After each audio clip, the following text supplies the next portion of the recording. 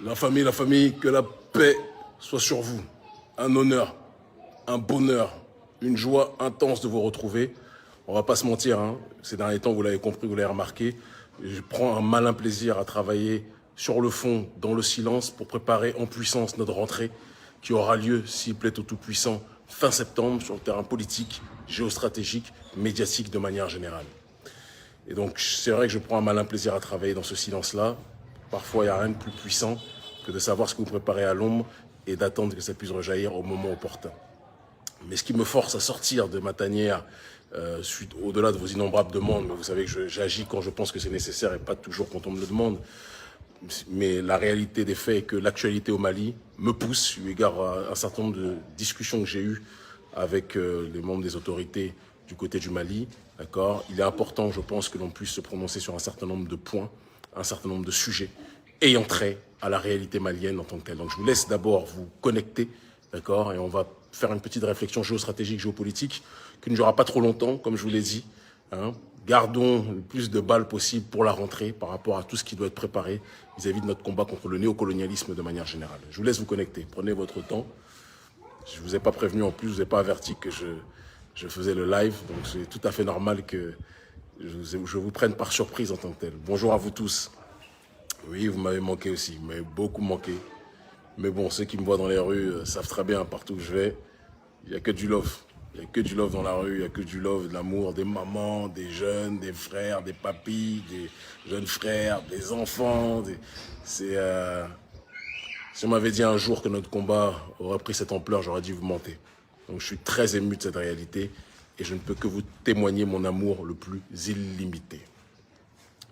Et pour ceux qui sont en vacances, hein, il y en a qui prennent des vacances, c'est pas mon cas, c'est pas notre cas, mais pour ceux qui prennent des vacances, profitez, d'accord, profitez. Chaque instant comme si c'est le dernier, parce qu'on sait que la vie que nous menons, sauf pour l'oligarchie pour qui tout va bien, mais pour le reste de la planète, pour mon peuple en priorité, mais pour tous les prolétaires du monde entier, la vie est loin d'être simple. C'est un euphémisme et on est obligé, malheureusement, de le constater. Bon, je vois que vous êtes en train de vous connecter, donc on va pouvoir commencer, d'accord? Et les autres nous rejoindront de toute façon en chemin. Je parlais du Mali sur un aspect bicéphale. Le premier aspect sur lequel je vais parler, qui me paraît l'un des plus importants, c'est l'histoire des mercenaires, des 49 mercenaires. Je ne me suis pas prononcé, si vous avez remarqué, depuis un certain temps, un certain nombre de semaines, même, oui, on peut le dire ainsi, en ce qui concerne cette question des mercenaires qui a fait le tour de l'actualité. Je ne me suis pas prononcé parce que j'ai une telle confiance aux autorités maliennes et parce que je connais les choses un peu plus de l'intérieur. Je sais dans quel cadre ils le font, je sais quel est le rythme, je sais quelle est l'orientation, je sais quelle est la direction. Et donc, il était important qu'on laisse le temps judiciaire s'organiser et s'opérer. Mais je pense qu'il est important qu'il puisse y avoir une déclinaison sur le terrain analytique, sur le terrain géopolitique, sur le terrain géostratégique en ce qui concerne ce qui se passe au Mali et qui est loin d'être quelque chose de fortuit. Ce n'est pas quelque chose de gratuit. C'est quelque chose qui s'enracine malheureusement dans la complexité géostratégique que connaît notre population sur le continent africain et in extenso dans la diaspora. Alors, vous l'avez tous compris, il y a eu en effet 49 militaires ivoiriens qui ont été interpellés à l'aéroport de Bamako, d'accord, et qui ont été considérés comme des mercenaires par le régime malien. C'est important qu'on puisse le dire. Tout de suite, on a eu des cris d'orfraie, on a eu des gens qui ont dit « mais comment quelqu'un qui veut faire un coup d'État va passer par l'aéroport? Si quelqu'un veut faire un coup d'État, il passe par la forêt, il passe par les frontières terrestres, etc. Il ne va pas passer par l'aéroport. Coucou, je vais faire un attentat ou je vais faire un coup d'État. » Ce sont des arguments qui s'entendent. Mais maintenant, j'aimerais qu'on pousse beaucoup plus loin la réflexion, d'accord? J'aimerais qu'on pousse beaucoup plus loin la pensée politique sur ce terrain, parce qu'en réalité, ce qui se passe là, c'est bien loin, ça va bien au-delà d'une question de militaire. On est dans un conflit géopolitique plurisectoriel. Quand les militaires ivoiriens viennent au Mali, il y a quelque chose qui doit être... Moi, ce qui m'intéresse, c'est la probité intellectuelle et donc la démarche objective. Ce qui m'intéresse, c'est l'analyse des faits. Ce qui m'intéresse, c'est qu'on puisse avoir du recul, une distance critique et ne pas être dans la passion aveugle. D'accord? S'il y a quelque chose qui ne va pas d'un côté comme de l'autre, je le dirai. Et je pense que pour me connaître, vous savez que vous pouvez compter sur moi. Ce qui se passe, le constat il est des plus glacial. Les militaires et les mercenaires, comme les appelle le gouvernement malien, mais les militaires ivoiriens qui sont venus n'étaient pas en règle. Et ça, même les alliés, c'est très important ce que je dis, retenez-le bien, même les alliés du gouvernement ivoiriens reconnaissent que les militaires ivoiriens n'étaient pas en règle. La venue des militaires ivoiriens arrive dans un contexte où, parce que la France a perdu du terrain, et vous allez comprendre pourquoi je parle du gouvernement français maintenant, il y a comme par hasard une recrudescence d'attentats. Ça va me permettre de revenir tout à l'heure sur la deuxième partie de la locution d'aujourd'hui qui consistera à parler de la plainte que les autorités maliennes lancent auprès de l'ONU, d'accord, en ce qui concerne le comportement de la France dans le renseignement vis-à-vis des terroristes, etc., et la livraison d'armes.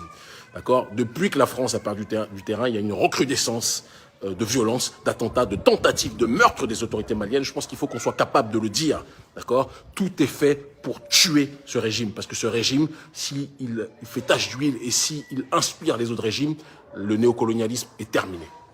Et c'est pour ça qu'il lutte contre nous, je dis nous, en parlant du gouvernement et de tous les activistes politiques qui luttent sur le terrain concrètement pour que la vérité panafricaniste puisse se propager dans le cœur des gens. Et donc, en partant de cette analyse-là, d'accord, lorsque ces 49 militaires sont arrêtés, ils sont arrêtés sur un élément factuel.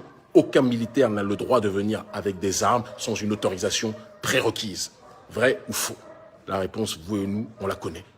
J'ai entendu des gens qui disent « Oui, mais Kémy, même s'ils n'étaient pas en règle, mais est-ce que tu penses vraiment qu'ils étaient venus pour... » C'est pas la question. La question, c'est sur le domaine du droit. Quelqu'un vient, des gens viennent avec des armes lourdes, passent par l'aéroport en partant, en provenant d'un pays, et c'est là où ça devient intéressant, d'un pays dont le président n'a cessé, depuis que le régime malien a pris le pouvoir, n'a cessé de tout faire pour poser des sanctions contre le gouvernement malien, n'a cessé de tout faire pour paupériser la population malienne, pour que la population malienne, comme ils l'ont fait à Cuba, comme ils l'ont fait en Iran, comme ils l'ont fait à différents endroits, les pressions, les déstabilisations financières pour pousser la population à se retourner contre les dirigeants locaux. Ça n'a pas marché, parce que le peuple malien est un peuple digne, le peuple malien est un peuple courageux, le peuple malien est un peuple d'une honnêteté et d'une profondeur morale qui dépasse l'entendement. La stratégie d'Alassane Ouattara et de ses sponsors, en l'occurrence Emmanuel Macron, son petit-fils mais qui fait office de son patron, ça n'a pas marché.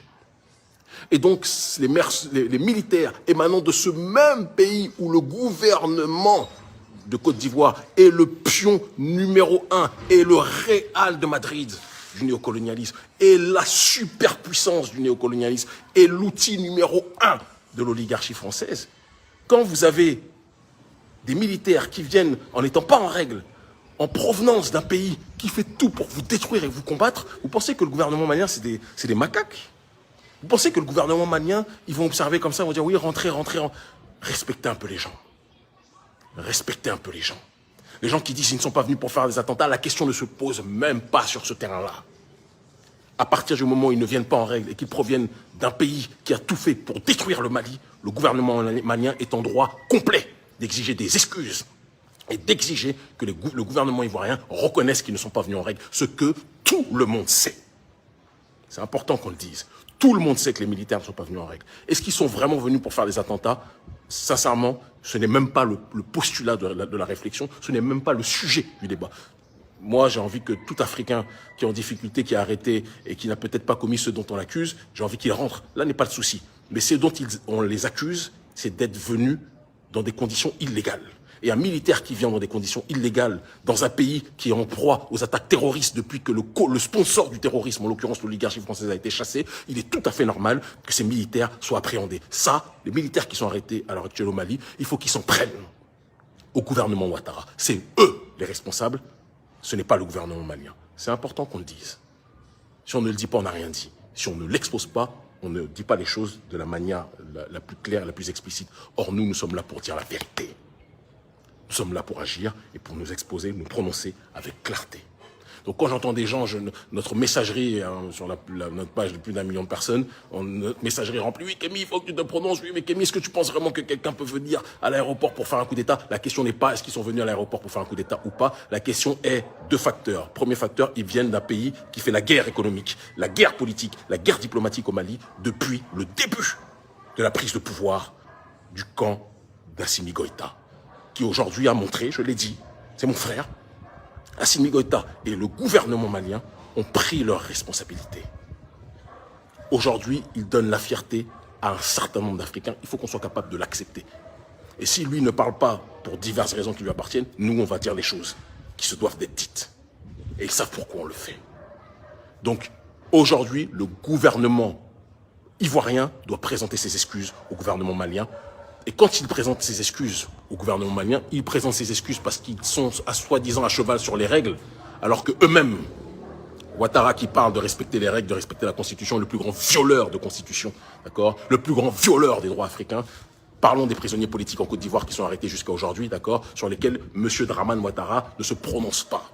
Il n'y a que les patrons qui sont libérés, etc. Hein, mais les autres, ceux qui ont risqué leur vie pour une autre Côte d'Ivoire, sont encore aujourd'hui incarcérés. Ça aussi, il faut en parler. Donc, il donne des conseils de respect des droits, mais ne les respecte pas. Il envoie des militaires sans la légalité, d'accord. Et après, il pense que les gens vont accepter, sous prétexte que la Côte d'Ivoire est une puissance économique sous-régionale. Non, respectez les Africains. Respectons-nous. Alassane Ouattara a choisi un camp. Quand il parle, quand il agit dans la sous-région, il agit en tant que le porte-parole de l'oligarchie française. Et il est imité aujourd'hui par le président du pays auquel j'appartiens, Patrice Talon, qui essaye d'être un micro-Ouattara, qui aujourd'hui, lui aussi, veut tout faire pour avoir le plus grand nombre de partenariats économiques, et évidemment avec la France, parce que malheureusement, dans un système de suprématie de la France, de suprématie de l'oligarchie française, dans un système de France-Afrique, ceux qui sont les plus proches de la France, ceux qui sont les plus amoureux de la France, ceux qui font preuve de la plus grande soumission vis-à-vis des intérêts français, ça sera ceux qui seront le plus accompagnés dans le cadre de ce que l'on appelle le développement, dans l'acception, bien évidemment, occidentale. Il faudra un jour qu'on redéfinisse le terme de développement. Développer par rapport à qui, par rapport à quoi, ressembler à l'Occident en tant que tel. Si c'est ça votre développement, gardez-le. Un certain nombre d'entre nous, on n'en veut pas. C'est important, je ferme la parenthèse. Donc les 49 militaires qui sont arrêtés, quand j'entends des gens qui disent qu'Émi, il faut que tu te prononces, c'est injuste, ils ne sont pas être arrêtés. Si. Il faut qu'ils soient arrêtés et les seuls qui peuvent faire en sorte qu'ils ressortent, c'est le gouvernement ivoirien à partir du moment où ils présenteront leurs excuses et exprimeront devant la place publique, sur la place publique, qu'ils ont fauté, qu'ils n'ont pas encadré le déplacement de ce contingent militaire de la manière légale. Tout le monde le sait, les gens de toutes les institutions internationales le savent, tout le monde le murmure, que le gouvernement ivoirien a fait une faute monumentale sur ce terrain-là. Et quand le gouvernement malien, maintenant on vient dans le vif du sujet, demande ses excuses, personne n'est naïf. Tout le monde sait que ce n'est pas simplement parce que ce sont des militaires qui veulent faire un coup d'État, etc. Ça va beaucoup plus loin. Le gouvernement malien exige des excuses du gouvernement ivoirien pour son rôle au sein de la France-Afrique, pour son rôle dans la volonté de tuer la révolution panafricaniste. Et c'est une arme de pression. C'est une arme de pression qui est faite pour que les autorités ivoiriennes, devant tout le monde, changent leur attitude de soumission vis-à-vis de la France. C'est pour ça que le gouvernement malien est en train de serrer le poing, est en train de densifier aujourd'hui les négociations, en train de durcir les lignes de cette négociation, parce que le gouvernement malien ne veut pas tergiverser face à ceux qui sont le poison. Avant, c'était Houphouët qui était le poison de la sous-région, demandé à Thomas Sankara, paix à son âme, d'accord, dont le meurtrier d'ailleurs est hébergé par Alassane Dramane Ouattara. Ok, c'était celui que l'on sait, Houphouët. Aujourd'hui, le pion de l'oligarchie française numéro 1, c'est Alassane Ouattara. Et donc le gouvernement malien demande à Alassane Ouattara de s'excuser pour son comportement visant à saper les efforts patriotiques de la nouvelle génération panafricaniste qui veut se prendre en charge, qui veut être respectée, qui veut être écoutée, qui veut être acceptée. C'est de ça dont il s'agit. J'ai une pensée pour les militaires qui sont arrêtés. J'ai une pensée pour leurs familles. Je veux que vous sachiez que ceux qui sont innocents, ceux qui n'ont rien fait, qui se retrouvent dans un imbroglio géopolitique à cause de l'irresponsabilité du gouvernement ivoirien, je veux que vous sachiez que nous pensons à vous. Vous êtes nos frères, nous vous aimons. Mais il faudra aussi que vous réfléchissiez à l'avenir.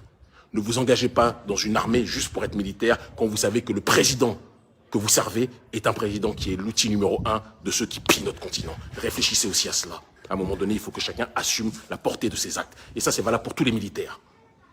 Soit vous vous soumettez à la justice du peuple, soit vous vous soumettez à la corruption de nos élites. Dans l'un des cas comme dans l'autre, une chose est certaine, l'histoire vous jugera pour les actes que vous aurez posés. Assimi Goïta a pris ses responsabilités. Un certain nombre de militaires africains dans l'histoire ont pris leurs responsabilités. Il ne tient qu'à vous de prendre les vôtres, mais arrêtez de servir des gens qui dépouillent notre continent, qui pillent notre continent, qui vident les ressources de notre continent pour vivre de manière agréable pendant que leur peuple vit en dessous du seuil de pauvreté. Demandez à Patrice Talon de quoi il en retourne, il sait très bien de quoi je parle. Il le savait quand il Il était déjà en train d'accaparer toutes les ressources de l'État au Bénin, d'accord? Et il le sait encore plus aujourd'hui maintenant qu'il est président. Et c'est la même chose pour Ouattara, c'est la même chose pour tous ses dirigeants. Pour tous ses dirigeants. C'est important qu'on le dise. Et dans la suite logique donc de ce conflit géopolitique, au sein duquel donc les 49 militaires ivoiriens, mercenaires ivoiriens, parce qu'ils sont c'est du mercenariat que de travailler pour quelqu'un, d'accord, qui ne sert pas les intérêts de l'État. C'est du mercenariat que de travailler pour quelqu'un qui lui-même sert les intérêts privés de l'oligarchie occidentale. C'est du mercenariat. Vous ne vous en rendez pas compte, mais c'est du mercenariat. Et donc le terme de mercenaire est un terme malheureusement qui est légitime, même si certains le servent sans réfléchir à la portée de leurs actes. Et on espère qu'ils changeront avec le temps. Je ferme la parenthèse, je passe à la deuxième étape de la réflexion. La deuxième étape de la réflexion va dans le cadre de la plainte, mais en réalité c'est un continuum par rapport à la première partie que je viens d'évoquer, de la plainte qui est en cours d'être déposée par les autorités maliennes auprès de l'ONU pour dénoncer les agissements de l'oligarchie française contre le Mali. Tout le monde a remarqué, c'est ce que je vous disais tout à l'heure, la recrudescence d'attentats démentiels à Kati, d'accord, et ailleurs au Mali pour tout faire pour détruire les autorités maliennes. Réfléchissez bien à ce que je dis. Pour détruire les autorités maliennes. D'accord? Des attentats, il y avait déjà des attentats avant, mais là, on était à niveau 5, on est passé à puissance 10, comme par hasard depuis que la France est partie. Et les autorités maliennes le disent de la manière la plus simple. Les autorités françaises livrent des informations sur le renseignement, d'accord?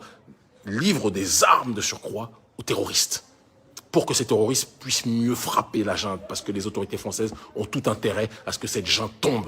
Emmanuel Macron qui vous disait avec son et je souffre quand je pense à lui, Achille Bembe, quand j'étais jeune, je le lisais, je le prenais comme une référence intellectuelle. Quand je vois ce qu'il est devenu, j'ai la nausée. D'accord? Emmanuel Macron qui vous disait la France-Afrique est terminée alors qu'il est en train de la renouveler, lui et tous ses pitres. D'accord? De l'intelligentsia compatible avec les intérêts de l'autorité française. Je sépare l'oligarchie française du prolétariat français qui n'a rien demandé et que je salue avec amour et fraternité. Soyons précis aussi là-dessus. D'accord? Donc, il y a aujourd'hui, dans le comportement des autorités françaises, une volonté de densifier, de donner le plus de moyens possibles aux forces terroristes pour que celles-ci déstabilisent le Mali, pour que la France puisse se réinstaller, parce que le Mali est un lieu géostratégique extrêmement puissant, dont la France a besoin pour pouvoir rayonner et pour pouvoir sécuriser l'accès aux ressources. C'est de ça dont il s'agit. Si vous ne comprenez pas ça, vous n'avez rien compris. Si vous ne comprenez pas ça, vous n'avez rien compris. Donc, quand vous analysez cette situation, quand vous comprenez cette situation, quand vous comprenez que la France qui vient dépenser de son temps, qui vient distribuer des bons points, de mauvais points de démocratie, alors qu'elle-même, elle est la force armée et la force financière qui soutient le terrorisme, quand on sait que c'est cette même oligarchie française qui, accompagnée des États-Unis, a assassiné Kadhafi de telle sorte que cela a dérégulé aujourd'hui le Sahel, a détruit la Libye et dérégulé le Sahel, et ce sont ces mêmes personnes qui ont mis le feu au Sahel, qui viennent vous dire on a les conseils pour savoir comment éteindre le feu. Mais vous vous moquez de qui? Et il y a une triangulation, c'est-à-dire que l'oligarchie française surfe évidemment sur le financement des forces terroristes, évidemment, d'accord, et parallèlement à cela, surfe sur les trahisons endogènes, d'accord, sur les trahisons de certaines de nos élites, d'accord. Et j'ai une pensée pour l'imam Dicko, je suis très déçu.